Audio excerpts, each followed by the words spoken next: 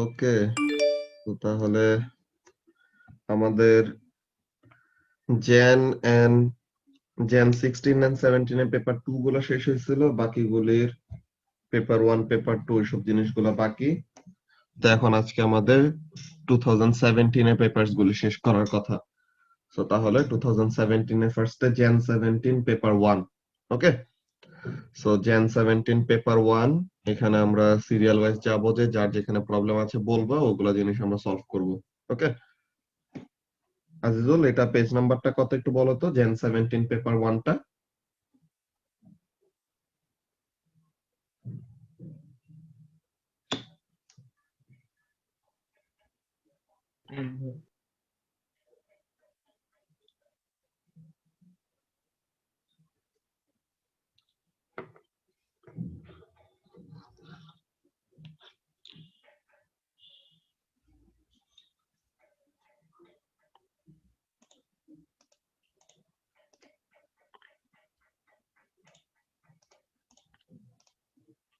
সবার কি mock paper collect করা হয়েছে?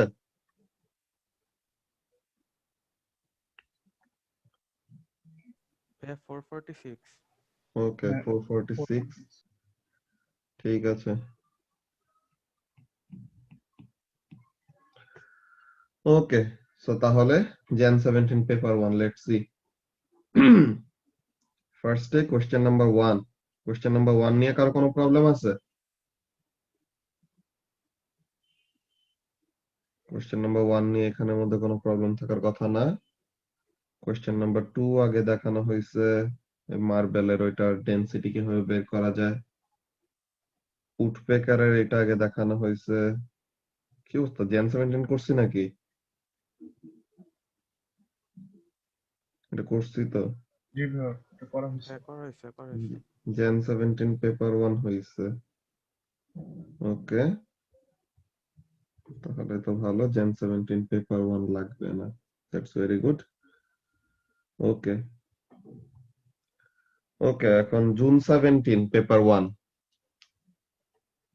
356 কত বুঝি নাই। 356 ওকে, সো পেজ নাম্বার 356, মে 17। হ্যাঁ অনামিকা, মাত্র দেখলাম যে জেন 17 আসলে হয়ে গেছে। ওকে, সো তাহলে এখন মে 17, ঠিক আছে। সো হ্যাঁ, মে 7, মেসেঞ্জারে প্রবলেম পাঠাইছিলাম। হ্যাঁ হ্যাঁ, এটা ওই যে সিরিয়াল ওয়াইজ যাইতেছি, তুমি তোমার প্রবলেমের লিস্ট দেখে এখন বলে ফেলবা কোনটা কোনটা, ঠিক আছে। বাকিদেরও তো থাকবে, ওরাও তো এখানে বলবে। ওকে, সো কোশ্চেন নাম্বার 1 নিয়ে তো কারো কোনো প্রবলেম নাই আছে? না ভাইয়া।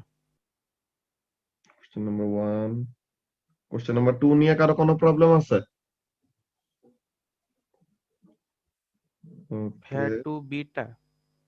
Two B, explain which color is best at radiating thermal energy। কোন কালার?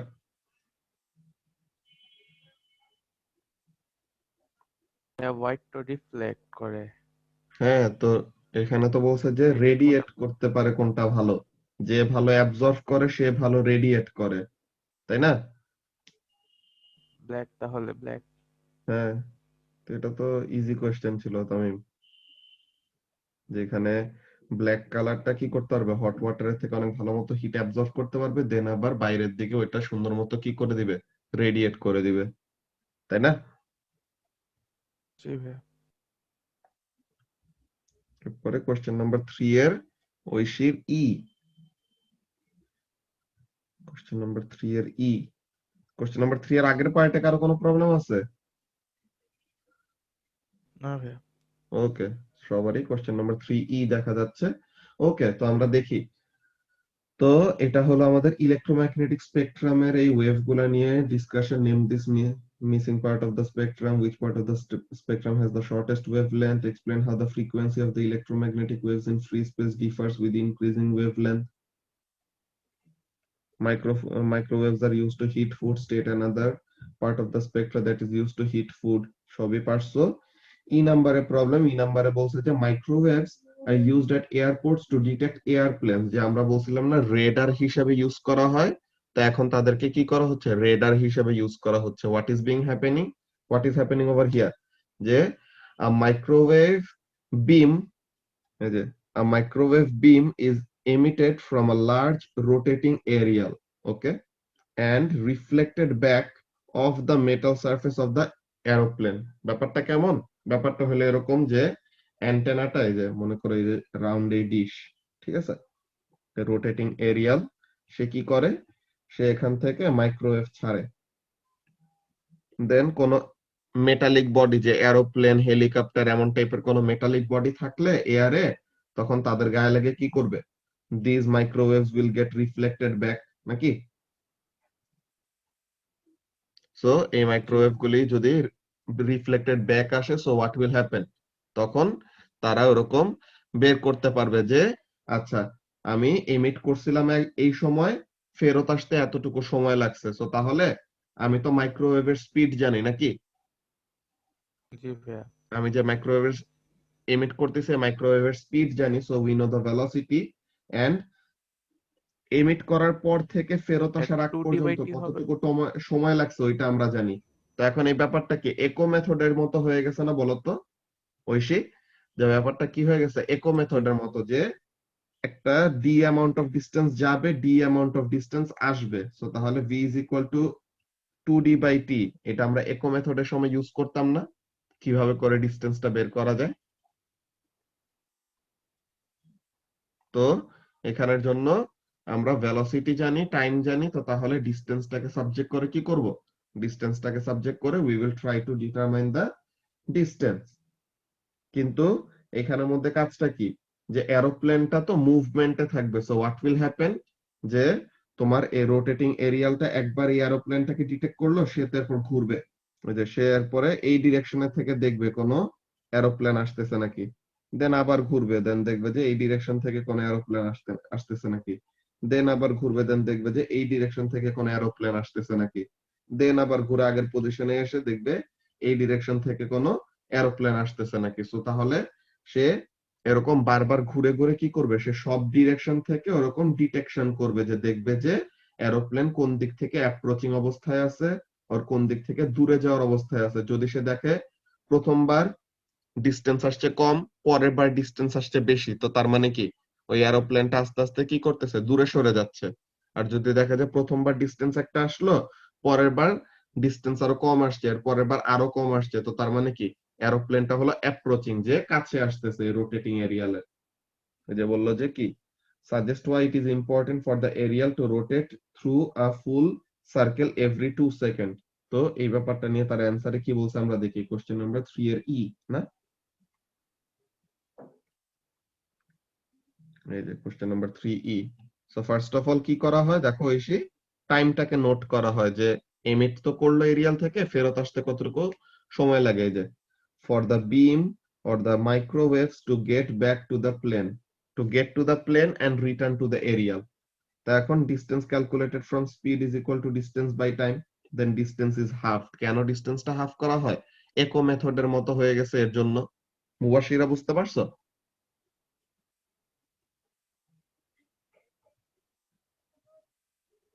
ওকে, দেন এই যে জিনিসটা, যে কেন 2 সেকেন্ডের মধ্যে একটা কমপ্লিট রোটেশন করতে হয় ওই এরিয়ালটার, because planes move very fast, so তাহলে তারা অল্প টাইমে অনেক বড় একটা ডিস্টেন্স কভার করে ফেলবে, সো তাহলে তাদের পাথটা, যে প্লেন গুলা কোন পাথ ফলো করে যাচ্ছে ওইটা মনিটর করার জন্য কি করবে, অনেক তাড়াতাড়ি ঘুরতে হবে। ধর একটা আজানটা শেষ হয় না।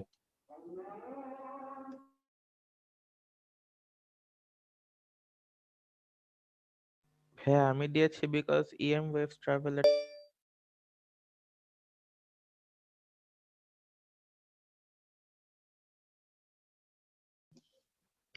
ওকে, সো তাহলে মুবাশিরা ফার্স্টে দেখো যে ডিস্টেন্সটা তো টোয়াইস হয় না, এটাই একটা কোয়েশ্চেনে ছিল না, যে ডক্টরের একটা কোয়েশ্চেন এরকম ছিল, যে তোমার এই যে v is equal to 2d by t, so তাহলে ডিস্টেন্সটা কি করা হয় দেখো তো, v into t divided by 2।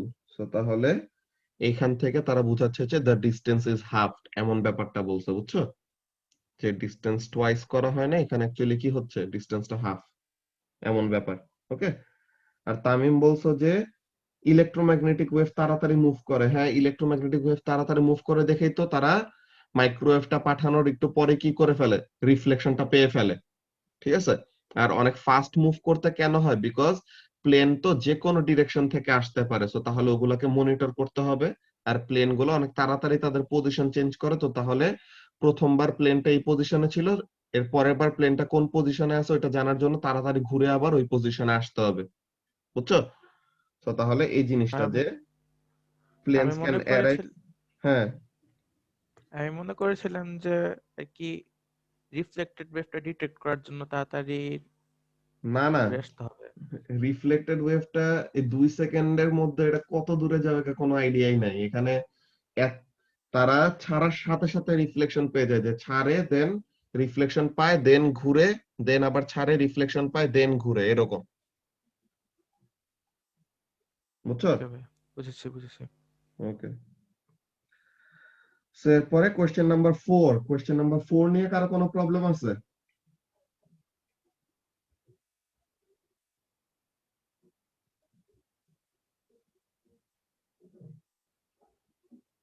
Okay. Question number 5 তো আগে করাইছি, পুরো অ্যান্সার লিখে দিছিলাম।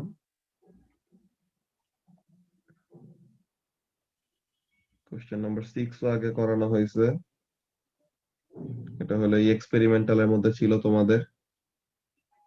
আচ্ছা, কোয়েশ্চেন নাম্বার 5D, ডায়াগ্রামটা এক্সপ্লেন করবে। এখানের মধ্যে দেখো যে ফার্স্টে তোমার পাওয়ার স্টেশনে 188 জুল ছিল ইনপুট এনার্জি। ঠিক আছে? 188 জুল তোমার ইনপুট দেওয়া হয়েছিল যে ইলেকট্রিক্যাল এনার্জি প্রডিউস করার জন্য। এর মধ্যে 122 জুল তোমার ওয়েস্টই হয়ে গেছে, যে তারা ইলেকট্রিক্যাল এনার্জি প্রোডাকশনের কাজে আসে নাই, বা ওই এনার্জিটা ইলেকট্রিক্যাল এনার্জিতে কনভার্ট হতে পারে নাই, শুধু পারছে এতটুকু। এরপরে পাওয়ার স্টেশন থেকে বের হয়ে ট্রান্সমিশন লাইনে গেল। এখন ট্রান্সমিশনের সময় ইলেকট্রিক্যাল এনার্জির ফর্মেই থাকছে, বাকি 6 জুল কি হয়ে গেছে, এই বাকি 6 জুল ওয়েস্টেড হয়ে গেছে, যে in the form of heat, যে হিটিং ইফেক্ট অফ কারেন্টের জন্য। দেন ট্রান্সমিশন লাইন থেকে দেন ফাইনালি মেইন সাপ্লাই দিয়ে ল্যাম্পে আসলো। দেন ল্যাম্পে তোমার মাত্র 1.5 জুল ইলেকট্রিক্যাল এনার্জিতে, বা সে লাইট এনার্জিতে কনভার্ট করতে পারছে ইলেকট্রিক্যাল এনার্জি টুকুকে। আর বাকি 58.5 জুল সে কি করছে, হিট এনার্জি হিসেবে ওয়েস্ট করে ফেলছে এই জিনিসটা। বুঝছো?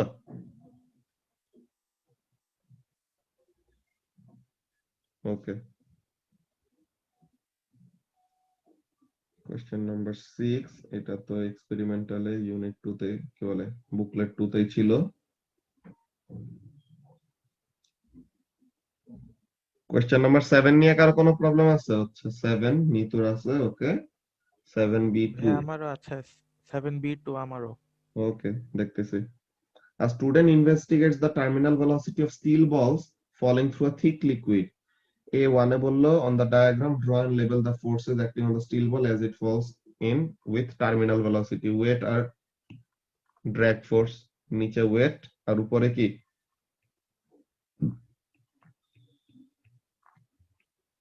ওয়েট আর ড্র্যাগ দুইটাই আরো সমান সমান দিতে হবে। ঠিক আছে? কেন? বিকজ দুইটা ফোর্স ইকুয়াল এন্ড অপোজিট, তো এর জন্য যে আনব্যালেন্সড ফোর্স দিল তখন যে কি করবে, টার্মিনাল ভেলোসিটি রিচ করবে, তাই না? সো এখন বলতেছে explain in terms of forces what is meant by terminal velocity. Force গুলো সমান সমান হবে, তো আনব্যালেন্সড ফোর্স 0 হবে, তো তখন কনস্ট্যান্ট ভেলোসিটিতে মুভ করবে, এটাকে টার্মিনাল ভেলোসিটি বলা হয়। এরপরে B1 এ বলছে the student has 5 steel balls of different diameters and some thick oil. Name 2 additional apparatus for the student in order to investigate terminal velocity of steel balls falling through the oil. তো তাহলে কি কি লাগবে? Stop watch লাগবে, আর metre rule লাগবে, যে distance বের করার জন্য মিটার রুল, আর টাইম বের করার জন্য স্টপ ওয়াচ। মেজারিং টেপ চলবে দিলে? হ্যাঁ, মেজারিং টেপ ও ডিসটেন্সের জন্য সমস্যা নেই। এটা যে describe a method the student could use to investigate the investigate how the diameter of a steel ball affects the terminal velocity. In your diagram you should use a label diagram. Well, in your answer you should use a level diagram, measurements that should be taken, and how the student could use the measurements to find terminal velocity. So তাহলে এই জিনিসটা তো তোমাদের আরেকটা terminal ভেলোসিটির কোশ্চেনের মধ্যে ছিল না? যে একটা টল একটা সিলিন্ডার নিবা, সরি,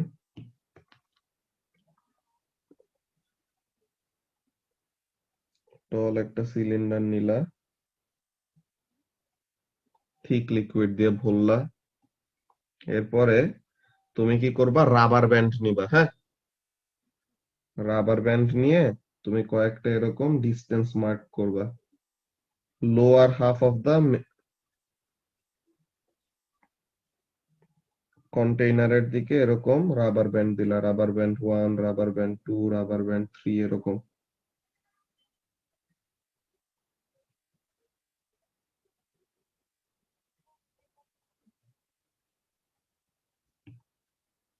রাবার ব্যান্ড ইউজ করবা 1, 2, 3, 4। এখন কি করবা, হ্যাঁ ডেটা লগার নিলেও হবে, যে লাইট গেটস এন্ড ডেটা লগার এরকম নিবা, তো তখন লাইট গেট এন্ড ডেটা লগারের যে প্রসিডিওরটা ওইটা ফলো করবা। বুঝতে পারছো অনামিকা? এখানের মধ্যে আমরা যদি দেখি তার কি ডেটা লগারের এটা নিচে নাকি, কত এটা, কোশ্চেন নাম্বার 7।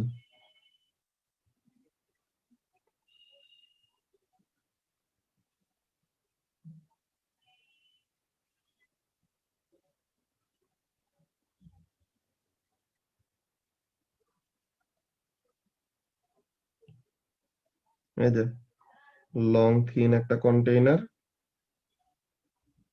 লাইট গেটস ওরকম তারা ইউজ করছে। ঠিক আছে, তো তাহলে ওরকম সমস্যা নাই। ওকে, তো এখন এখানের জন্য কাজটা কি, এরপরে খেয়াল করো। ফার্স্ট অফ অল, তোমার স্টিল বল তো এক একটা ডিফারেন্ট ডিফারেন্ট ডায়ামিটার, মনে করো একটা ছোট ডায়ামিটার, একটা বড় ডায়ামিটার, তার একটু বড় ডায়ামিটার, এমন টাইপের।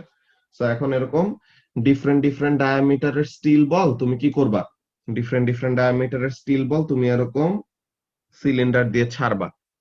তো এখন কাজটা কি হবে, তোমার এই যে আমাদের মার্কিং দেওয়া আছে 1, ঠিক আছে, রাবার ব্যান্ড 1 এর এখানে তুমি কি করবা, যখন নাকি বলটা, যে স্টিল বলটা যখন নাকি রাবার ব্যান্ড 1 এর এখানে আসবে, তুমি তখন কি করবা, স্টপওয়াচটা অন করবা।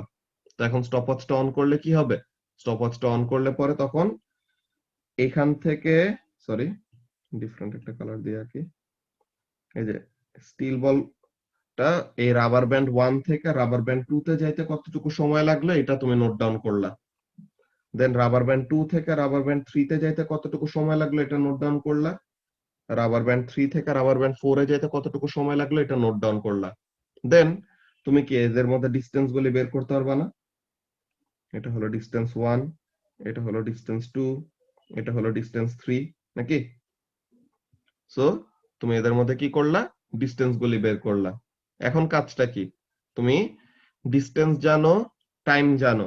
সো এখন এই প্রতিটা পোর্শনের জন্য, সো এখানের জন্য ভেলোসিটি বের করবা, v1 will be d1 by t1, v2 will be এই ডিসটেন্স ডিভাইডেড বাই এই ডিসটেন্স ফল করতে কতটুকু সময় নিছে, v3 ইকুয়াল টু কি হবে, এই ডিসটেন্স ডিভাইডেড বাই এই ডিসটেন্স ফল করতে যতটুকু সময় নিছে।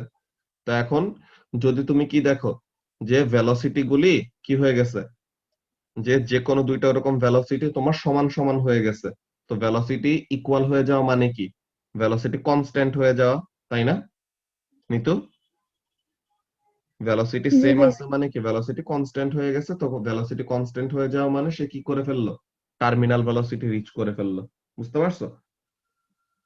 সো সরি, যে এখানের জন্য ফার্স্টে ডায়াগ্রাম তো লেবেলিং করা লাগবে, ওখানে লেবেলিং করবা। দেন ফিক্সড এন্ড মেজার ডিসটেন্স, তো ওই ডিসটেন্স গুলা ফিক্স করবা এন্ড ডিসটেন্স গুলা মেজার করে রাখবা। দেন টাইম ওভার দা ডিসটেন্স, ওই ডিসটেন্স মুভ করতে কতটুকু সময় লাগছে। আর এই যে ডিফারেন্ট ডিফারেন্ট ডায়ামিটার যে ইউজ করতেছো, সো কি করবা, মেজার্স ডায়ামিটার, যে কত ডায়ামিটারের বল ছাড়তেছো ওইটা মেজার করলা, এন্ড ওই ডায়ামিটারের বলে টার্মিনাল ভেলোসিটি কত এটা বের করলা। দেন প্রত্যেকবার repeat and average for the same ball, যে সেম ডায়ামিটারের বলের জন্য রিপিট এন্ড এভারেজ করে করে এভারেজটা নিবা। দেন আরেকটা ডিফারেন্ট ডায়ামিটারের জন্য অনেকগুলা রিপিট রিডিং নিয়ে দেন এভারেজ করবা, আরেকটা ডিফারেন্ট ডায়ামিটারের জন্য রিপিট রিডিং নিয়ে এভারেজ করবা, then use speed equal to distance by time, then তোমার কাজটা কি হবে? এখানের মধ্যে বলছে যে preliminary experiment to determine range or criterion for choice of range, যে তোমার এখানে অ্যাকচুয়ালি ডিসটেন্স কোন জায়গা থেকে মাপবা ওই ব্যাপারে একটা আইডিয়া পাওয়ার জন্য বলছে ফার্স্টে প্রিলিমিনারি কয়েকটা এক্সপেরিমেন্ট করে নিতে। এই জিনিসটা আমাদের পয়েন্ট ওরকম নরমালি ইনক্লুড করি না অ্যান্সারে। তো এখানের মধ্যে এরপর কি start some distance from the top or allow forces to equalise, যেটা বললাম যে বটম হাফ, ঠিক আছে, বটম হাফের দিকে আমাদের কি করতে হবে, রাবার ব্যান্ড গুলাকে বসাইতে হবে, because bottom half of the টিউবের দিকে কি টার্মিনাল ভেলোসিটি রিচ করার পসিবিলিটি সবচেয়ে বেশি, বিকজ প্রথমে তো ওয়েট বড় থাকবে এন্ড প্রথমে ভেলোসিটি কি বলে প্রথমে আনব্যালেন্সড ফোর্স অনেক বড়, যত নিচে নামবে তত কি হইতে থাকবে, ভেলোসিটি বাড়তে থাকবে, ভেলোসিটি যত বাড়বে তত কি হবে লামিয়া, ভেলোসিটি যত বাড়বে তত ড্র্যাগ ফোর্স বাড়বে, তো ইভেন্চুয়ালি ড্র্যাগ ফোর্স বাড়তে বাড়তে বাড়তে বাড়তে ওয়েটটাকে ব্যালেন্স করবে। সো ড্র্যাগ ফোর্স আর ওয়েট যখন সমান সমান হবে ওইটা হইতে হইতে কি almost half of the cylinder ডিস্টেন্সে পাস করে ফেলবে। তো এর জন্য বলা হয়েছে কি some distance from the top or allow forces to equalise. তো তাহলে ওরকম একটা জায়গা থেকে আমরা মার্কিং শুরু করতেছি, ঠিক আছে। ডায়াগ্রামের জন্য শুধু 1 মার্ক নেই যে স্যার নাম্বার 70 টা আবার বলতে পারবেন? নাম্বার 7 এর পয়েন্টটা এটা। জি। আচ্ছা, এখানে বলছে প্রিলিমিনারি এক্সপেরিমেন্ট করে রেঞ্জ ডিটারমাইন করতে বা criteria for choice of range, যে এখানের মধ্যে তোমার কাজটা হলো যে তোমার কত ডায়ামিটারের জন্য, এই যে কোন ডায়ামিটার অফ বলের জন্য কোন জায়গা থেকে তাদের টার্মিনাল ভেলোসিটিটা স্টার্ট হচ্ছে, ঠিক আছে, এই ব্যাপারটা কি করতে বলছে। ফার্স্টে আমরা ওরকম ডিরেক্ট রিডিং না নিয়ে ফার্স্টে কি করব, আমরা দেখব যে বলটা প্রথমে রিলিজ করার পর দেখবো ফার্স্টের দিকে অনেক তাড়াতাড়ি পড়তেছে, দেন যায় তার রেট অফ ফলিংটা কি হয়ে গেছে, কনস্ট্যান্ট হয়ে গেছে। তো এরকম প্রথমে কয়েকবার এমন জাস্ট সিম্পলি কোনো রিডিং না নিয়ে জাস্ট ছেড়ে দিয়ে দেন দেখতে হবে যে কোন জায়গা থেকে টার্মিনাল ভেলোসিটি রিডিং নেওয়া মোর সুটেবল হবে। তো তখন ওই জায়গা থেকে আমাদের অ্যাকচুয়ালি এক্সপেরিমেন্টটা শুরু করতে বলতেছে। যে তোমরা টাইট্রেশন করছো না কেমিস্ট্রিতে সামারা? জি স্যার। আচ্ছা, টাইট্রেশনের সময় সব সময় কিন্তু দেখবা যে প্রথম টাইট্রেশনের ভ্যালুটা অলওয়েজ কি আসে। টাইট্রেশন কি কখনো করছো যে এক্সপেরিমেন্ট স্কুলে? না ভাইয়া। আচ্ছা, তো টাইট্রেশন অ্যাকচুয়ালি করতে সময় কি হয়, প্রথম টাইট্রেশনটা অলওয়েজ বলা হয় রাফ টাইটার। হ্যাঁ, প্রথম টাইট্রেশনটাকে অলওয়েজ রাফ টাইটার বলা হয়। কেন? বিকজ ওই সময় আমরা ইন্ডিকেটরটা কখন কালার চেঞ্জ করতেছে ওই জিনিসটা তো আমরা যদি একদম প্রথম থেকে এক ড্রপ এক ড্রপ এক ড্রপ করে ফেলি, যে বিউরেট থেকে আমরা এক ড্রপ করে যদি ফেলতে থাকি তো তখন আমাদের কি it can take a huge amount of time. তো তখন এর জন্য আমাদের কি করতে হবে, আমাদের প্রথমে একটা রেঞ্জ বের করতে হবে, ফার্স্ট একটা স্টার্টিং আইডিয়া নেওয়া লাগবে যে এত ভলিউমের কাছাকাছি যদি আমরা বেস বা অ্যাসিড ঢালি তো তখন আমাদের ইন্ডিকেটরের কালারটা চেঞ্জ হয়। ওকে, সো তখন আমরা কি করব, আমরা ফার্স্টে কিন্তু জেটটাকে ওই যে বিউরেটের নিচের ওইটাকে জেট বলা হয় না, জেটি, এটা এই টেপটা আর কি, এই বিউরেটের এই টেপটা প্রথমে আমরা কি করে দেই, ছেড়ে দেই, পুরাটা এরকম রিলিজ করে দেই, অনেক হাই স্পিডে পড়তে থাকে। দেন আমরা কি করি, টাইটারের দিকে যে এখানে কনিক্যাল ফ্লাস্কে যেটাই আমরা নিয়ে রাখছি ওইটার দিকে আমরা এরকম তাকায় থাকি, দেন ইভেন্চুয়ালি দেখি যে কখন সে কালারটা চেঞ্জ করলো। সো তখন মনে করো আমরা দেখলাম 15 সিএম কিউবের দিকে কালারটা চেঞ্জ করছে। সো তখন আমাদের আইডিয়া হয়ে গেছে যে 15 সিএম কিউবের কাছাকাছি, আমরা তো অনেক কেয়ারফুল ছিলাম না, আমরা তো জাস্ট সিম্পলি ঢেলে দিছি। তো তখন 15 এর কাছাকাছি এমন একটা রেঞ্জ পাইলাম। এর পরের বার আমরা কি করব, প্রথমবার আইডিয়াটা পাওয়ার পর এরপরে আমরা 12 সিএম কিউব পর্যন্ত তাড়াতাড়ি ঢেলে দেব। দেন এরপরে আস্তে আস্তে আস্তে আস্তে ঢালতে ঢালতে কি করব, we will find the exact drop, যে সময় ইন্ডিকেটরের কালারটা চেঞ্জ হয় তখন যেন আমরা এক্স্যাক্টলি কত volume of base or acid লাগছে ইন্ডিকেটরের কালারটা চেঞ্জ করার জন্য ওই জিনিসটা আমরা নোট করি। তো এখানের জন্য আমাদের কাজটা কি করতে বললে, এরকম সেম কাজ, যে প্রিলিমিনারি এক্সপেরিমেন্ট করে আমাদেরকে কি করতে বলছে, আমাদেরকে বললো যে ফার্স্টে আইডিয়া নাও যে কোন জায়গায় টার্মিনাল ভেলোসিটি রিচ করাটা মোর পসিবল, তো ওখানের ওরকম রেঞ্জটা বের করে দেন ওখান থেকে রিডিং নেওয়া শুরু করবা। বুঝতে পারছো? জি স্যার।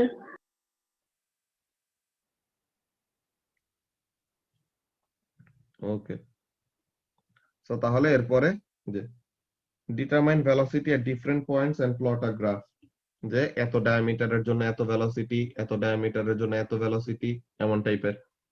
সো তাহলে ডায়াগ্রামের জন্য শুধু 1 মার্ক না, দেখো এই যে তামিম, আমরা যে সাম ডিসটেন্স বিলো দা টপ আমরা যে রাবার ব্যান্ড গুলার পজিশন দিছি, সো এটা ডায়াগ্রাম থেকে তারা দেখবে যে তুমি রাবার ব্যান্ড গুলাকে যে ডিসটেন্সটা যে নিতেছো, কোন জায়গা থেকে ডিসটেন্সটা নিতেছো, একদম টপ অফ দা টিউব থেকে নাকি bottom half of the tube থেকে। বুঝতে পারছো? সো এটাতে অলরেডি তুমি ডায়াগ্রামের থেকে মার্ক পেয়ে যাবা।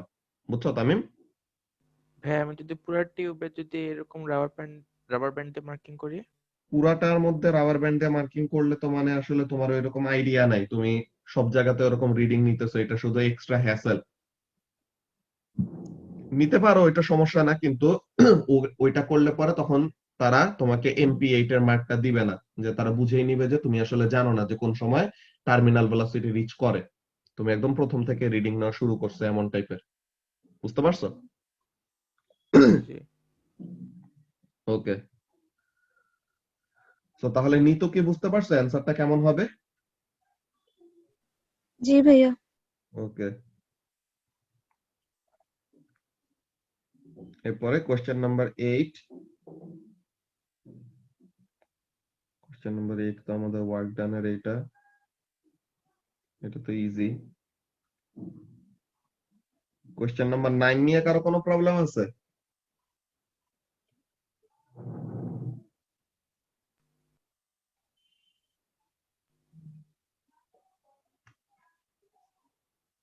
ওকে,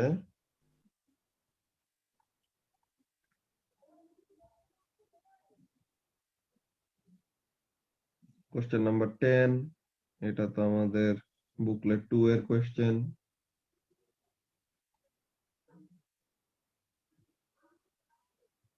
কোশ্চেন নাম্বার 11 ও বুকলেট 2 এর কোশ্চেন, এটা তো করানোই হয়েছে।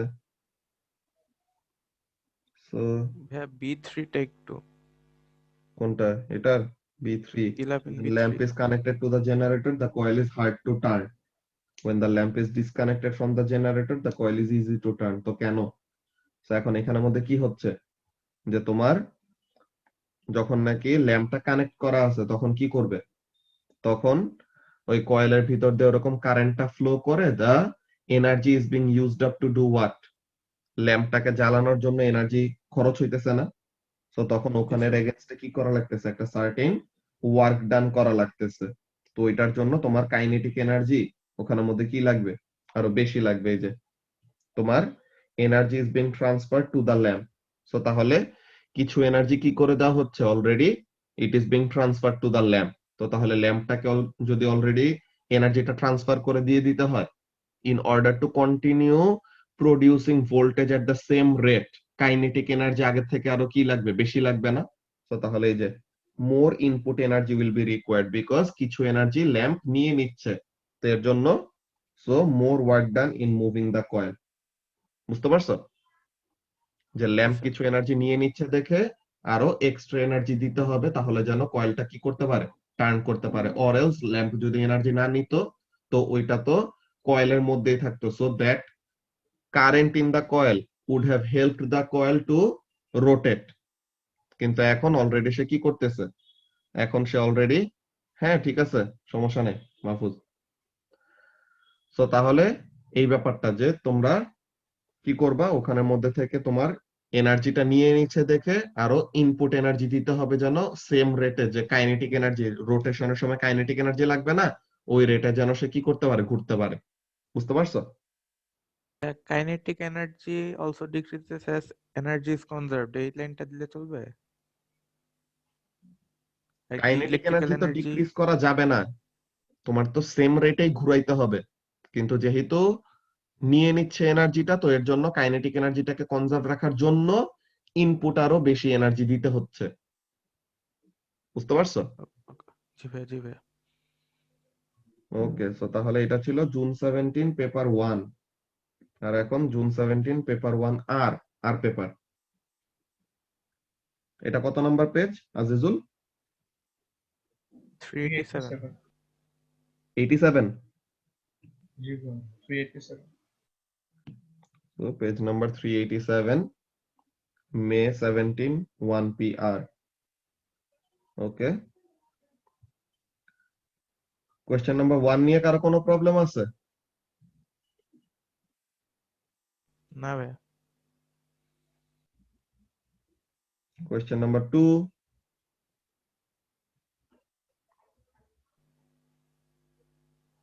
No.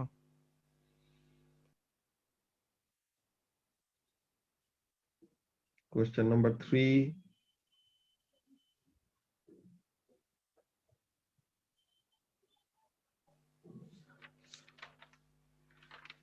ভাইয়া 3 এর গ্রাফটাতে আগে ইয়ারটা স্পিডটাকে সেন্টিমিটার পার সেকেন্ডে কনভার্ট করতে হবে না?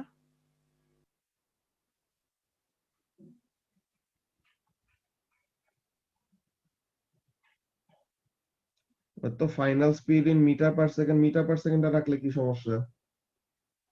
হাইট তো সেন্টিমিটারে দেয়া। হ্যাঁ, ওটা ব্যাপার না। স্পিডটা তোমার দুইটার এখানে একটা মিটার, কনভার্ট করে নিতে হবে না আগে? ওইটা কনভার্ট না করলে কোনো প্রবলেম নাই। এখানের মধ্যে তোমার হাইট আর এত সেন্টিমিটার হাইট থেকে ছাড়লে ফাইনাল স্পিড হয় এত মিটার পার সেকেন্ড, অমনে করলেও সমস্যা নেই। ওকে ভাইয়া। ঠিক আছে মিথিলা, ওই কোশ্চেন আসলে বুঝাই দিব, সমস্যা নাই। Then question number 4, question number 5, এগুলোতে কারো কোনো প্রবলেম আছে? Question number 4, 5।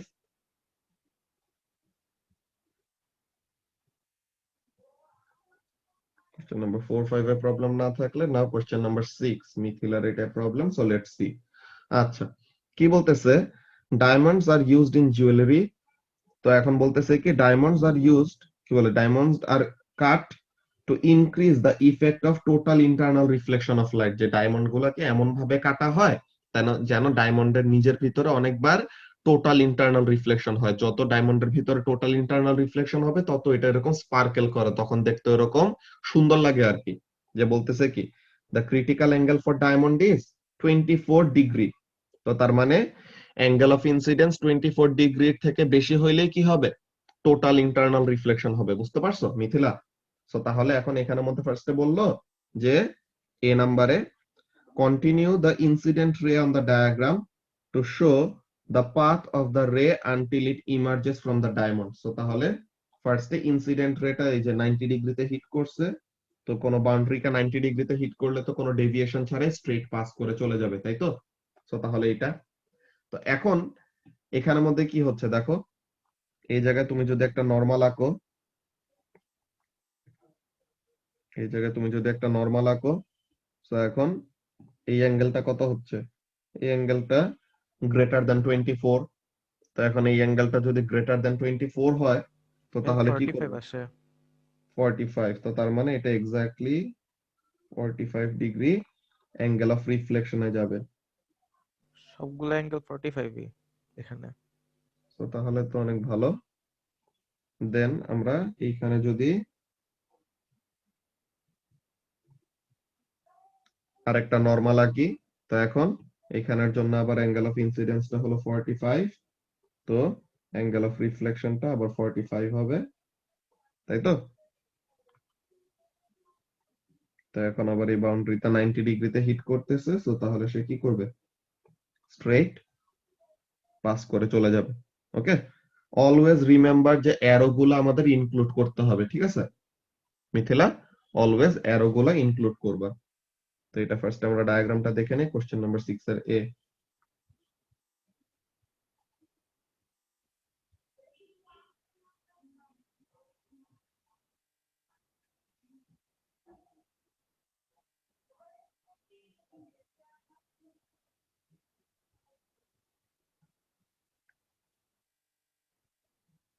ওকে, সো তাহলে আমাদেরটা 45 এটা পুরোপুরি আসে না তামিম। ফার্স্ট এরটা 45, এর পরেরটা 45 থেকে একটু ডিফারেন্ট, তো এর জন্য অ্যাঙ্গেল অফ রিফ্লেকশনটা এরকম বাঁকায় গেছে, বুঝছো? ভাই আমি ড্র করে তারপরে প্রোট্রাক্টর দিয়ে মেজার করেছিলাম। ঠিক আছে, তো তাহলে সমস্যা নাই, এখানের মধ্যে আমাদের মার্কস এমনিতে পেয়ে যাবো যে any internal reflection at first surface. তো ফার্স্ট মার্ক যে প্রথম সারফেসে টোটাল ইন্টারনাল রিফ্লেকশন আমরা শো করলাম, এরপরে approximately correct angle of reflection at the first surface, তো প্রথম সারফেসে কারেক্ট অ্যাঙ্গেল অফ রিফ্লেকশন আমরা যে পাইলাম, তো এটা MP1 and MP2. Then ray reflects from second surface and emerges parallel to the incident ray by eye. তো তাহলে এখানে অলরেডি আমাদেরটা হয়ে গেছে, তাহলে ওইটাই, তো আমাদের ডায়াগ্রামটাই ঠিক আছে যে এটা। ওকে, যেরকম এন্টার করবে অ্যাঙ্গেল অফ ইনসিডেন্ট সব জায়গায় 45, তো তাহলে টোটাল ইন্টারনাল রিফ্লেকশন হয় এরকম বের হবে। ঠিক আছে, মিথিলা বুঝতে পারছো প্রথমটা? হ্যাঁ ভাইয়া। ওকে, এরপর বি নম্বরে বলতেছে ক্রিটিক্যাল অ্যাঙ্গেল আর রিফ্র্যাক্টিভ ইন্ডেক্স রিলেটেড ফর্মুলা কি? sin c equal to 1/n or n equal to 1/sin c, যেটাই বলো, দেন রিফ্র্যাক্টিভ ইন্ডেক্স বের করবে, এটা পারবা। State another use of total internal reflection, তো এটা কি বাইনোকুলার, অপটিক্যাল ফাইবার এইসবে ইউজ করা যায়। আচ্ছা, এই মিটিং এ টাইম 1 মিনিটের কম আছে, নেক্সটটাই জয়েন করো, ওখানে কন্টিনিউ করতেছি। ওকে, সো তাহলে কোশ্চেন নাম্বার 6 এ নিয়ে আর কোনো প্রবলেম আছে মিথিলা? না ভাইয়া। ওকে, এরপর কোশ্চেন নাম্বার 7, এটা আমরা অলরেডি ওইদিন করছি, ইউ পেপার 2 এর কি বলে বুকলেট 2 এর এটা। আচ্ছা, সো এখন এটা এক্সপ্লেইন করব। সো এক্সপ্লেনেশনের এখানের মধ্যে খেয়াল করো তামিম, যে কাজটা কি বলছে, before the invention of modern air pumping system fires were sometimes used to ventilate mines. Ventilate করা মানে কি, যে এয়ার সার্কুলেশনটা ওরকম মেইনটেইন করার মেইন যে প্রসিডিওর। ওকে, সো এখন এখানের মধ্যে কাজটা কি বললো, যে a fire was lit at the bottom of the ventilation shaft to make sure that fresh air flowed in to the mine through the excess shaft as shown in the diagram। যে কি হবে, যে এখানে fire আছে, তো তাহলে ফায়ারের বরাবর উপরে যে এয়ার থাকবে, ওরা হিট আপ হয়ে ওরা লেস ডেন্স হয়ে যাবে, লেস ডেন্স হলে তোরা উপরে উঠবে। তা এখন এই যে এখানে কি হলো, একটা ভ্যাকিউম অফ এয়ার ক্রিয়েট হলো, আর অ্যাবসেন্স অফ এয়ার ক্রিয়েট হলো, সো এখন কি একটা প্রেসার ডিফারেন্স ক্রিয়েট হবে না? সো প্রেসার ডিফারেন্স ক্রিয়েট হলে কি হবে, তখন এইখানে এই পাশ থেকে এয়ার গুলা তার জায়গাটা ফিল আপ করবে।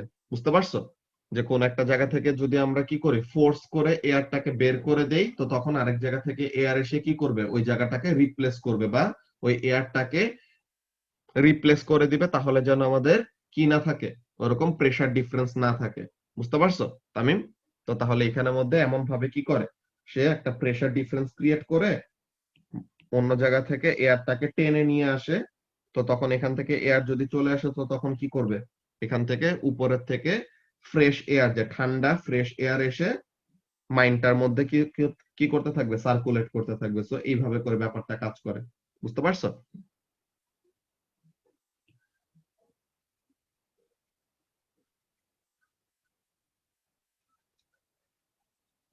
ওকে, দেন কোয়েশ্চেন নাম্বার 9। কোয়েশ্চেন নাম্বার 9 নিয়ে কোনো প্রবলেম আছে? ভাইয়া 9C।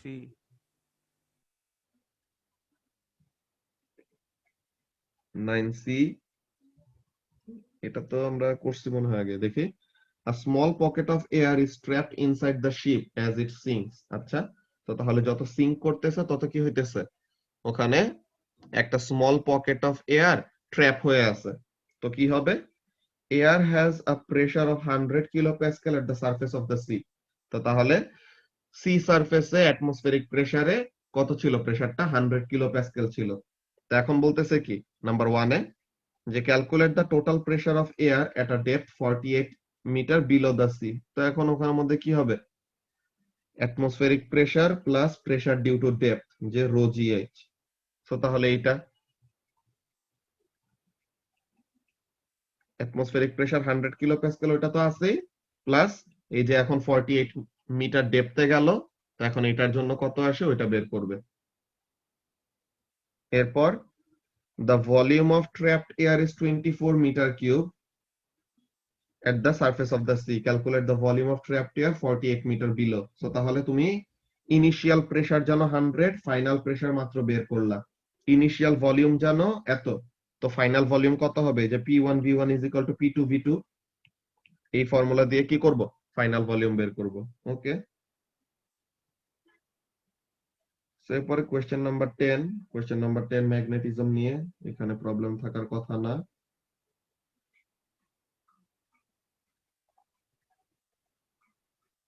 Question number 11। Question number 11 এ কারো কোনো প্রবলেম আছে? আচ্ছা ভাই, কারেন্ট হলে তো বুঝতাম, ভোল্টেজ অ্যাক্রস ইট চেঞ্জেস কিভাবে? কি কারেন্ট হলে বুঝতা? বুঝি নাই। না ভাই, আর কি, কারেন্ট, যত কারেন্ট বেশি হবে অত বেশি, অত ব্রাইট গ্লো করবে, তাহলে ভোল্টেজ চেঞ্জ হলে কি হবে? ভোল্টেজ চেঞ্জ হলে কি হবে? ওই ল্যাম্প পার ইউনিট চার্জের জন্য বেশি করে যদি এনার্জি পায়, তো তখন কি হবে? ভোল্টেজ যত বাড়বে তত কারেন্টের মধ্যে কেমন চেঞ্জ আসবে ওই জিনিসটা। এই যে আমরা কি গ্রাফ আঁকতাম? আমরা তো আইভি গ্রাফ আঁকতাম না? তো তাহলে ওখান থেকে তো বুঝাই যাইতেছে যে আমরা অ্যাকচুয়ালি কি ভোল্টেজ চেঞ্জ হওয়াতে কারেন্টের উপর কেমন ইফেক্ট আসতেছে ওই জিনিসটা ইনভেস্টিগেট করতাম, তাই না? জি স্যার। সো তাহলে ওখানের মধ্যে তার রেজিস্ট্যান্স একটা আছে। সো এখন ভোল্টেজ যদি বেশি ড্রপ হয়, সো তখন যে ভোল্টেজ আমরা বাড়াইলাম ওই ল্যাম্পের অ্যাক্রসে, তো ভোল্টেজ বাড়াইলে কারেন্ট কতটুকু বাড়লো বা কেমন টাইপের চেঞ্জ হলো ওই জিনিসটা ইনভেস্টিগেট করবে, তাই তো? যে এখানের মধ্যে বেসিক্যালি কাজটা হবে এমন যে this is the power supply, এই হলো অ্যামিটার, তো এখন ভোল্টেজ চেঞ্জ করতে হবে। সো তাহলে there must be a variable resistor.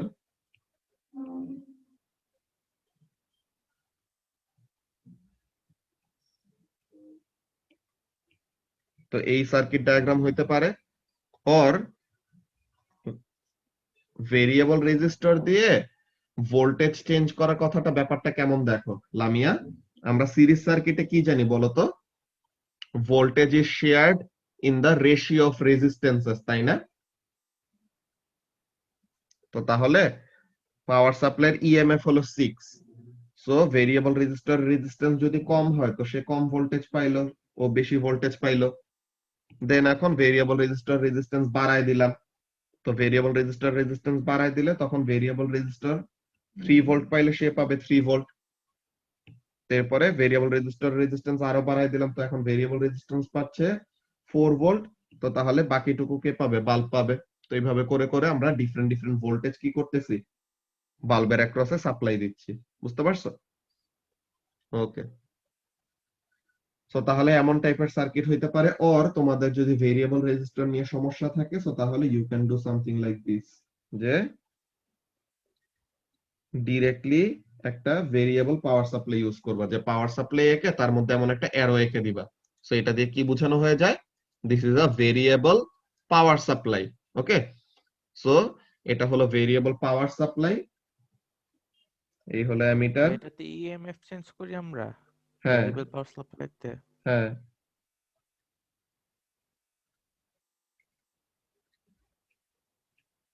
তো এই ভেরিয়েবল পাওয়ার সাপ্লাই ইউজ করে ফেললো। তো তাহলে পাওয়ার সাপ্লাই এন্ড ভেরিয়েবল রেজিস্টরের একসাথে পুরো কাজ সে একাই করে ফেলতে পারবে। বুঝতে পারছো লামিয়া? এই যে 11 এর সার্কিট যদি আমরা দেখি, question number 11,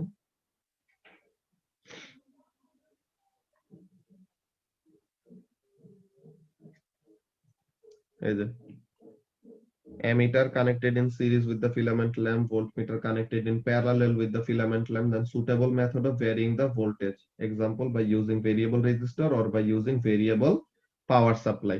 Okay, either variable resistor use করতে পারি or কি করতে পারি? variable power supply use করতে পারি। ওকে, হ্যাঁ, কথা বলো। স্যার ভেরিয়েবল পাওয়ার সাপ্লাইটা কি এটা একটু বুঝাই দেন না?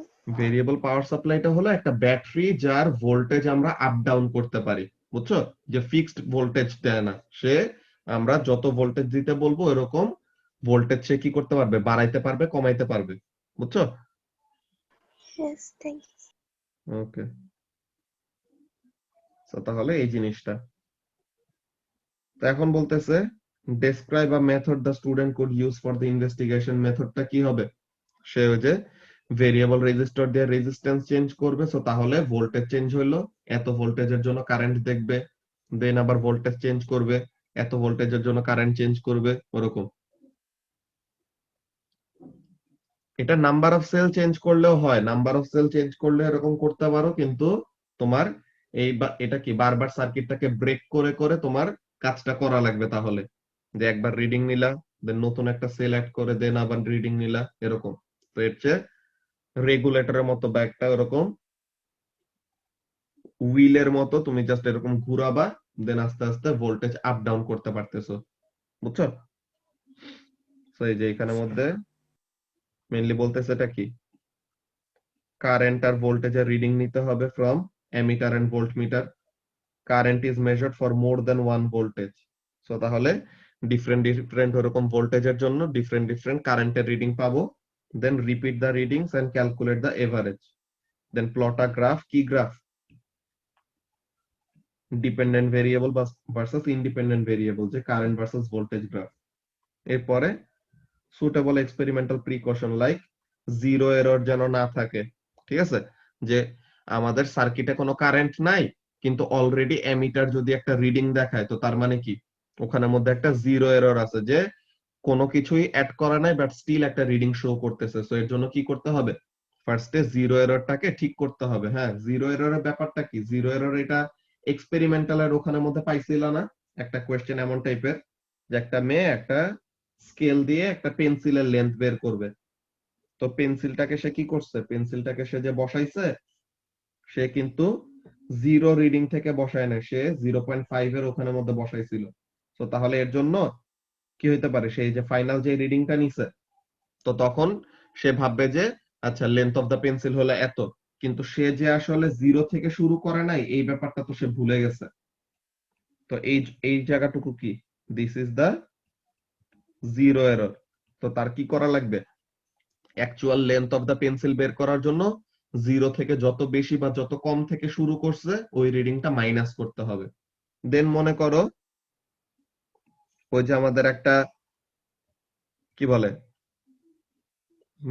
মেজারিং ম্যাথ মেজারিং একটা যে মেশিন ছিল ওইটা নিয়ে একটা এক্সপেরিমেন্ট করতেছিল না যে স্টুডেন্টের স্কুল ব্যাগের ম্যাথ কত এটা বের করবো এটাতে কি ছিল কোনো কিছুই অ্যাড করা নাই তাতেই 1.5 কেজি রিডিং দেখাচ্ছে তো তার মানে কি কোনো কিছু অ্যাড না করাতেই একটা রিডিং আসতেছে সো তার মানে কি this is showing a zero error তো কি করতে হবে ইনিশিয়ালি যদি কোনো কিছু না থাকে সো তখন রিডিংটা অ্যাকচুয়ালি জিরো দিতে হবে যদি জিরো রিডিং না আসে তো তার মানে কি আছে there is some zero error incorporated in the measuring instrument তো এটাকে প্রথমে কারেক্ট করে নিতে হবে বা নোট ডাউন করে নিতে হবে যে এটা শুরুতে এমন রিডিং দেখাচ্ছে তো তাহলে ফাইনাল যে রিডিংটা পাবো এটা থেকে কি করতে হবে এত এরকম মাইনাস করে দিতে হবে বা প্লাস করে দিতে হবে যখন যেটা দরকার ওকে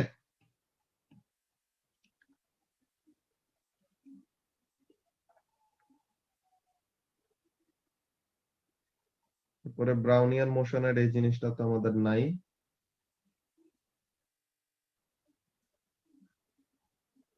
দেন এটা গাড়ির টায়ারের এটা তো অনেকবার দেখানো হয়েছে কোশ্চেন নাম্বার 13টাও একই আগে করা তো তাহলে এটা হলো জুন 17 পেপার 1 যে আর পেপার জুন 17 এর পেপার 1 দোনোটাই শেষ আর পেপারও শেষ নরমাল পেপার 1ও শেষ এখন জুন 17 পেপার 2 এটা কত নাম্বার পেজ অনামিকা 440 কত 440 40 40 14 আচ্ছা ওকে সো 414 তো এখন এই পেপার 2 তে আমরা দেখি কার কোথায় কি প্রবলেম আছে এই কোশ্চেন নাম্বার 1 এ কারো কোনো প্রবলেম আছে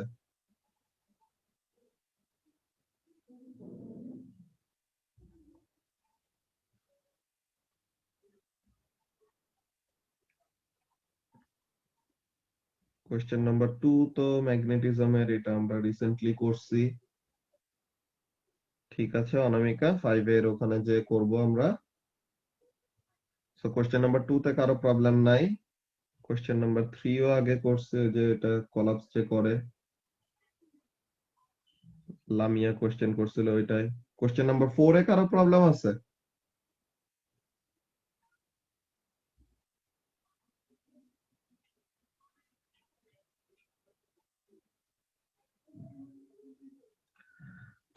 ওকে, সো কোশ্চেন নাম্বার 5A3।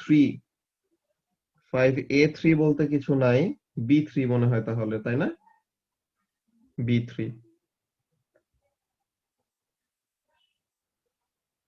হ্যাঁ পারবা, ওয়াসাফ, সমস্যা নাই। ওকে, সো এখন এখানের মধ্যে দেখো অনামিকা, এটা ভালো একটা কোশ্চেন করছো। এই কোশ্চেনটা আমাদের দরকার যে এটা আমরা দেখি কিভাবে বের করা যায়। হ্যাঁ, কি বলছে question number 5 A? A student uses a dog whistle to produce a high frequency sound that cannot be heard by humans.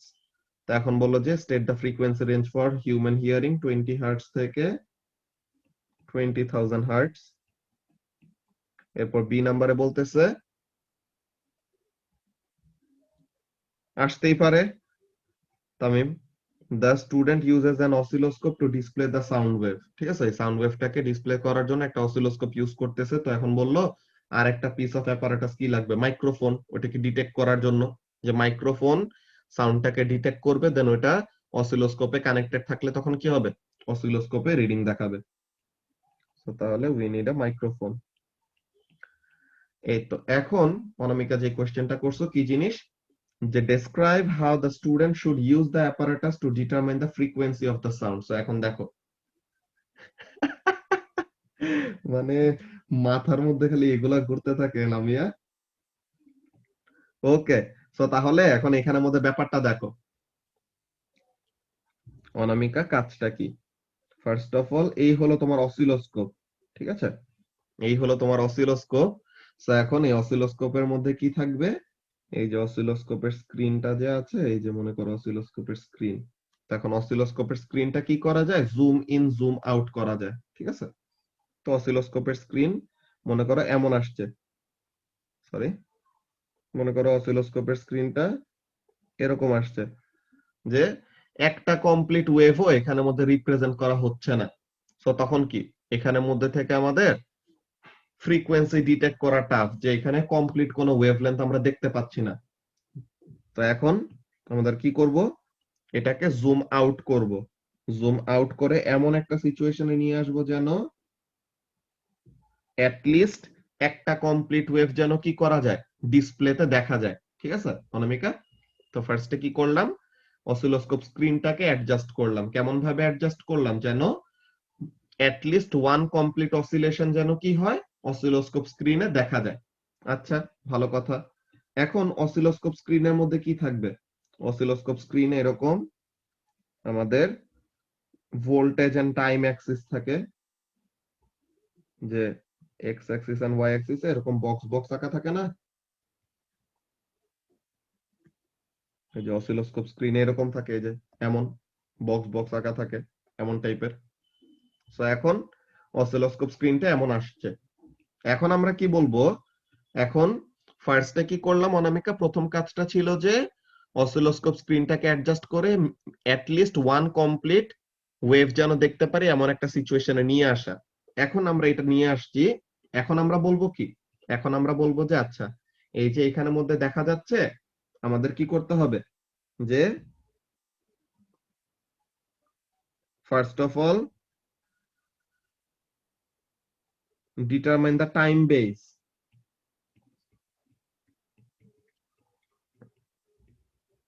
determine the time base sorry determine the time base of the oscilloscope। Time base মানে কি?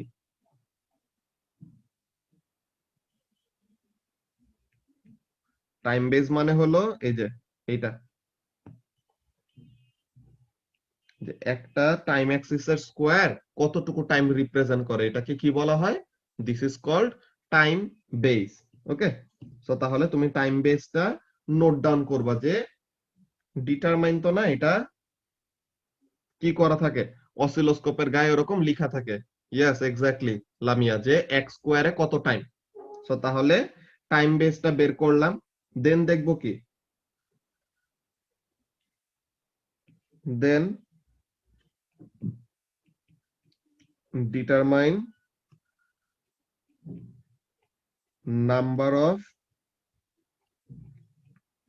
Square, number of time bases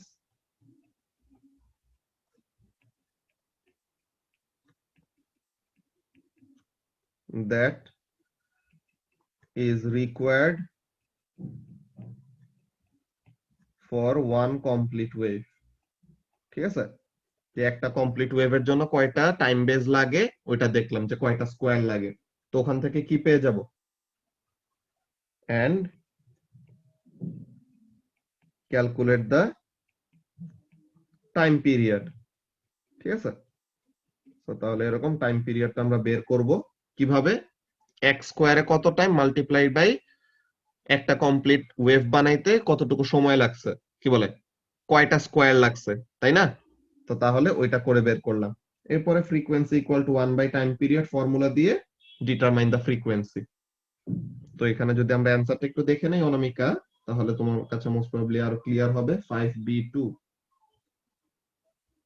এই যে ফার্স্টে adjust করে steady একটা test পাই trace নিলাম, adjust the time base or oscilloscope to give minimum of one complete cycle on the screen, যে at least যেন one complete cycle দেখা যায়।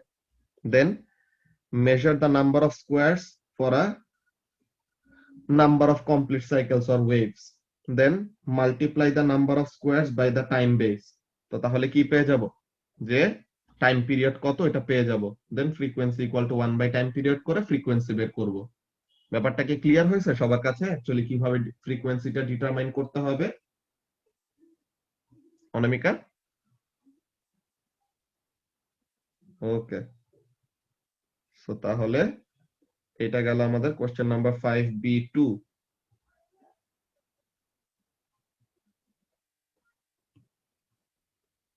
এটা তাহলে ওই অ্যাডজাস্ট না, এটা কি হবে, কি বলে ডিটারমাইন না, এটা হলো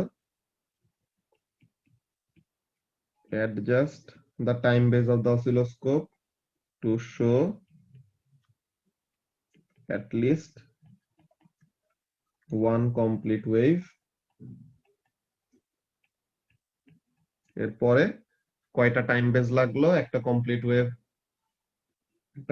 ওয়েভ বানাইতে, ওইটা দেখলাম। Then calculate the time period, ওই দুটা মাল্টিপ্লাই করে then frequency equal to 1 by time period করব। ঠিক আছে, আচ্ছা এরপরে কোশ্চেন নাম্বার 6। কোশ্চেন নাম্বার 6 নিয়ে তো প্রবলেম থাকার কথা না, এটা তো রেডিও অ্যাক্টিভিটির। এটা নিয়ে কারো কোনো প্রবলেম আছে? কোশ্চেন নাম্বার 6,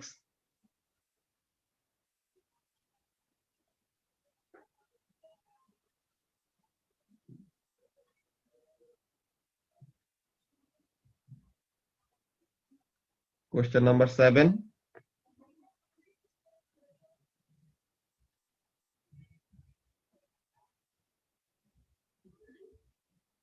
ওকে। সো তাহলে এটা গেল আমাদের জুন 17 পেপার 2। এরপরে এখন জুন 17 পেপার 2 আর এটার পেজ নাম্বার কত আজিজুল? It's 430. 30। জি। জি ভাইয়া। ওকে, সো তাহলে জুন 17 2PR। তো এখন এইটার জন্য দেখি question number 1।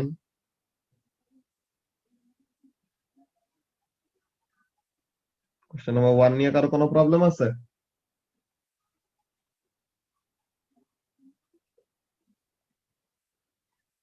Question number 2,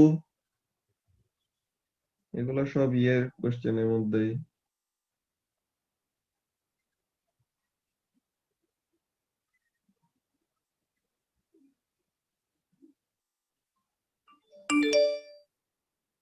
question number 3,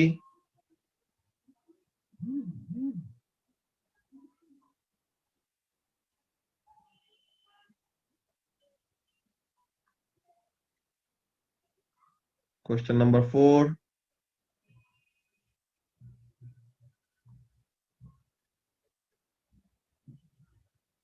Question number 5.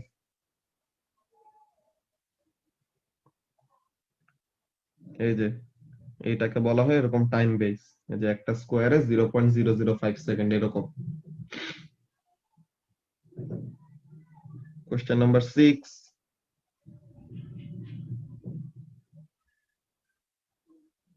Question number 7. Question number 8. Question number 8 বাদ, কি বলে question number 7 বাদ, ডিজিটাল এন্ড অ্যানালগ সিগন্যাল নাই।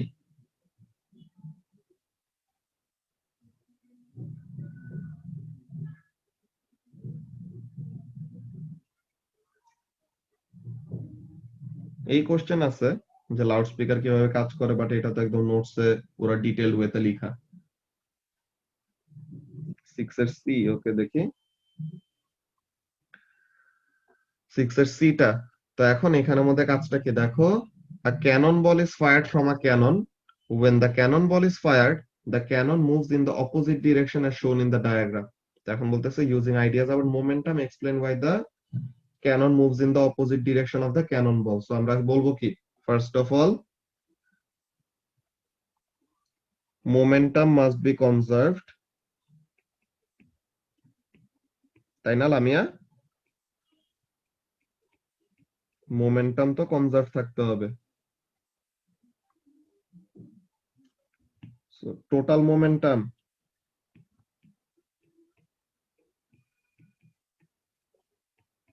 of the cannon and cannonball was কত? 0 না? Before firing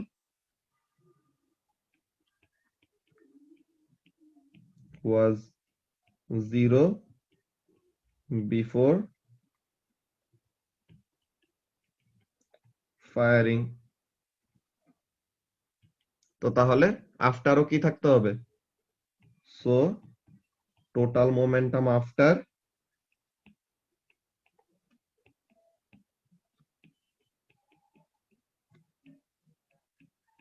must also be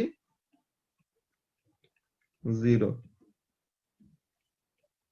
Since momentum is a vector quantity, তো তার মানে সে তো ডিরেকশনের উপর ডিপেন্ড করবে, তাই তো? Since momentum is a vector quantity, sorry, since momentum is a vector quantity, so what will happen? The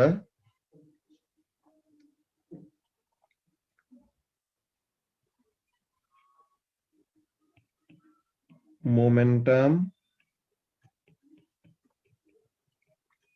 of the cannonball to the right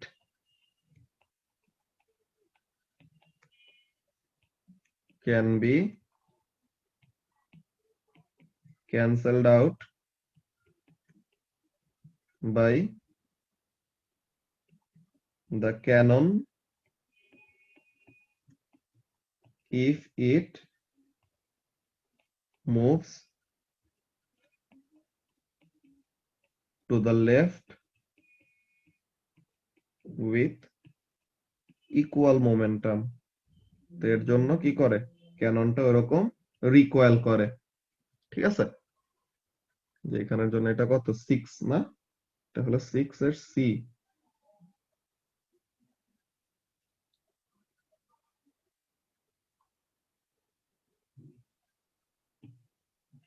So এখানে দিছে momentum equal to mass into velocity, before firing 0, momentum conserve থাকতে হবে। So এই দুইটা point already হইছে।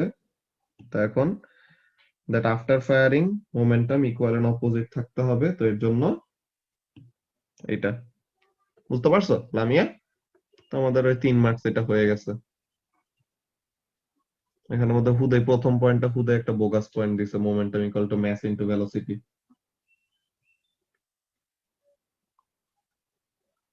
যে পোলাপাইন মনে করো যে মোমেন্টাম ওয়ার্ডটা দেখছে, আচ্ছা momentum equal to mass into velocity, এটা লিখে দেই, তো এটা লিখে দিয়ে 1 মার্ক পেয়ে গেছে।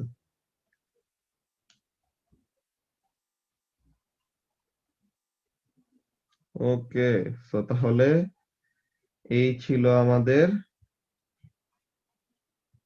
জেন 17 এর কি বলে 2017 এর পেপার গুলা। তো তাহলে 2017 থেকে কোনো কোয়েশ্চেন আসলে তো পারবা সবাই নাকি?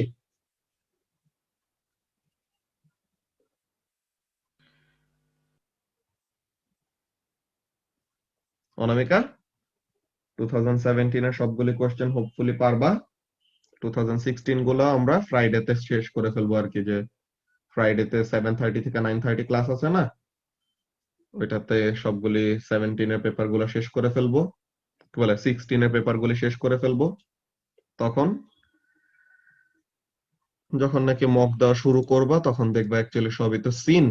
তো এটা অ্যাকচুয়ালি সবার কাছ থেকে এক্সপেক্ট করবো যেন মার্কস এরকম অনেক বেশি আসে, ঠিক আছে? সো আজকের ক্লাসটা খুবই আর্লি শেষ হয়ে যাইতেছে।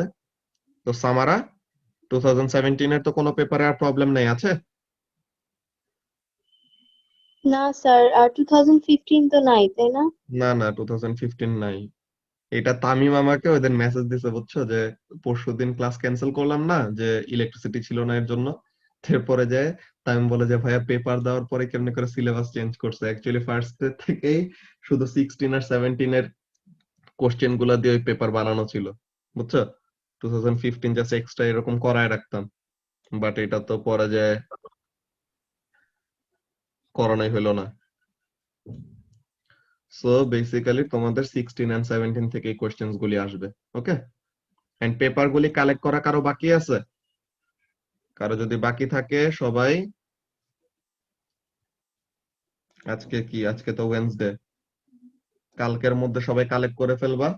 বিকজ এই মক তো ফার্স্ট একটা সবার দিয়ে নিজেদেরই টেস্ট হবে যে অ্যাকচুয়ালি তোমাদের অবস্থা কেমন। যদিও এটা একদম সিন, বাট স্টিল তোমাদের অ্যান্সার লিখার যে প্রসিডিওর, ঠিক আছে, ওগুলি ব্যাপারগুলো নিয়ে আমি চেক করব। ফার্স্টের মক গুলা আমি নিজে চেক করব, দেখবো যে কেমন কি অবস্থা। পরের গুলো আমার অ্যাসিস্ট্যান্টরা ওরকম চেক করবে, ওদেরকে ইনস্ট্রাকশন দিয়ে দেওয়া থাকবে, ওরা ওরকম ভালো মতোই চেক করে, এটা সমস্যা নাই।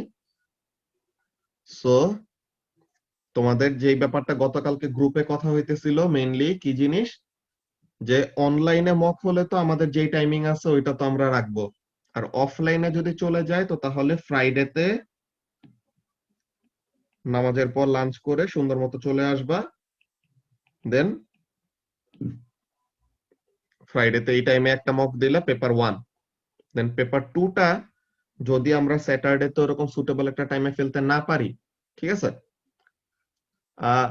আহমেদ স্যারের ফ্রাইডেতে ক্লাস কয়টায়, ওর মক টক কয়টায় ইংলিশ? আহমেদ স্যারের কাছে যারা আছো তারা বলো তো।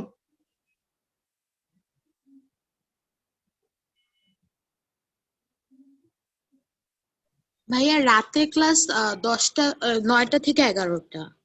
রাতে ক্লাস 9টা থেকে 11টা, এটা তো অনলাইনে, স্যার কি অফলাইনে যাবে না যদি খুলে দেয়? সে পরে যাবে, মানে সে বলেছে যে খোলার পরও সে 1 মান্থ অনলাইনে, ডিলে করবে। ও আচ্ছা, খোলার পরে 1 মান্থ পরে, তো তাহলে তো আমাদের ফ্রাইডেতে ওইটা সমস্যা হবে না, অনলাইনে যেহেতু করবা।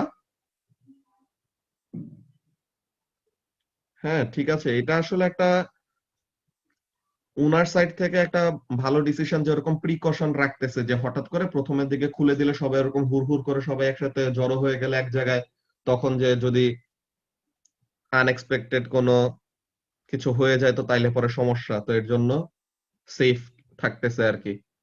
সো এটা একটা ভালো ব্যাপার। তো তাহলে পরে তো ফ্রাইডেতে 3 থেকে 5 এটা কোনো সমস্যা নাই। তো তাহলে 3 থেকে 5 এরকম ফ্রাইডেতে মক দিলা, আর যদি আমাদের স্যাটারডে তো এরকম সুটেবল টাইম আমরা না পাই তো তাহলে we will have to go for যে পেপার 1 পেপার 2 একদিনে এমন টাইপের। ওটা আমরা দেখতেছি, ওটা আমরা টাইমিংটা অফলাইনের ব্যাপারটা আমরা টিচাররা একটু ডিসকাস করে দেন তোমাদেরকে জানাবো। বিকজ ইংলিশও তো তোমাদের টিউসডেতে যে গতকালকে মক দিলা 9টা থেকে 12টা, সো তাহলে ওই টাইম তো ইহাব খোলা থাকলে তো আর অন্য হবে না। সো তাহলে ওই ব্যাপারগুলি দেখতে হবে, ঠিক আছে? সো এগুলো ব্যাপারে তোমাদেরকে জানানো হবে, বাট অফলাইনে গেলে ফ্রাইডেতে 3 থেকে 5 এই টাইম কাউকে দিবা না। ওকে, সো এই টাইম ফিজিক্স এর মকের জন্য, ঠিক আছে? ওকে, তো তাহলে আমাদের আজকের ক্লাস এখানে শেষ করি, ফ্রাইডেতে আমরা 2016 এর পেপারগুলি সলভ করব। ওকে, তোমরা নিজেরাই সলভ করে রাখবা, জাস্ট আগে আগে এক্সামের আগে ওরকম 7:30 থেকে 9:30 পর্যন্ত তো যাবে না, আজকে 1 ঘন্টায় যেহেতু এগুলো শেষ হয়ে গেছে, ওগুলাও 1 hour 30 minutes এর বেশি লাগার কথা না। সো তাহলে এমন একটা ব্যাপার। সো ফ্রাইডের মকের জন্য হোপফুলি সবাই প্রিপেয়ার থাকবা। Okay, so see you on Friday. আল্লাহ হাফেজ।